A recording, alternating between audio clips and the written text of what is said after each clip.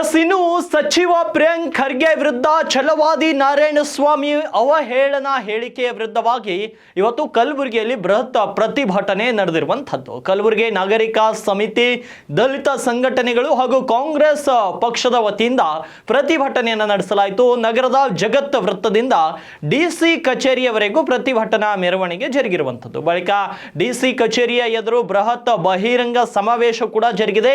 ಕೈ ಶಾಸಕರು, ಮಾಜಿ ಶಾಸಕರು, ಮಾವಳ್ಳಿ ಶಂಕರ್ ಸೇರಿದಂತೆ ಸಾವಿರಾರು ಜನ ಕಾರ್ಯಕರ್ತರು ಈ ಒಂದು ಸಮಾವೇಶದಲ್ಲಿ ಭಾಗಿಯಾಗಿದ್ದರು. ಛಲವಾದಿ ನಾರಾಯಣಸ್ವಾಮಿ ಹಾಗೂ ರವಿಕುಮಾರ್ ವಿರುದ್ಧ ಧಿಕ್ಕಾರವನ್ನ ಕೂಗಲಾಯಿತು. ಛಲವಾದಿ ರಾಜೀನಾಮೆ ನೀಡುವಂತೆ ಅಲ್ಲಿರುವಂತವರು, ಸಮಾವೇಶದಲ್ಲಿ ಸೇರಿರುವಂತವರು ಆಗ್ರಹವನ್ನ ಮಾಡಿರುವಂತದ್ದು. ಬಂಧುಗಳು ಇನ್ನೂ ನಡ್ಕೊಂಡು ಬರ್ತಾ ಇದ್ದಾರೆ.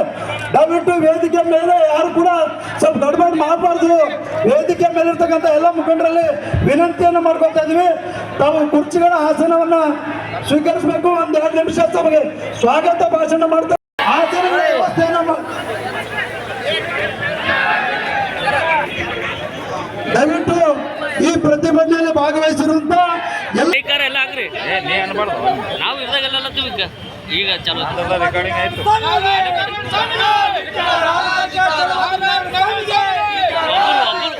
ಒಬ್ಬರು ಇದು ಮಾಡ್ರಿ, ಆಮೇಲೆ ವೈದ್ಯನಾಥ್ ತಡ್ಕಲ್ ಅವರು ವೇದಿಕೆ ಮೇಲೆ ಬರ್ಬೇಕಂತ ತಮ್ಮಲ್ಲಿ ಕೇಳ್ಕೊಳ್ತಾ ಇದ್ದೀನಿ ಸರ್.